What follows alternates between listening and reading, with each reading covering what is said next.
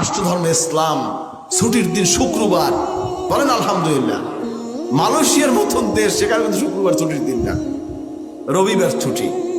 কিবার ছুটি? কথা বুঝবেন।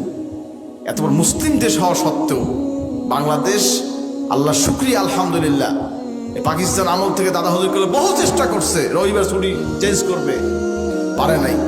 এর শেষে দাদা বললেন পাকিস্তান আমল থেকে চেষ্টা করতে আসি, বহু প্রেসিডেন্ট বুঝাইলাম, প্রধানমন্ত্রী বুঝাইলাম, পারলাম না, আপনি একটু এটা পাশ করে দেন শুক্রবার ছুটির দিন।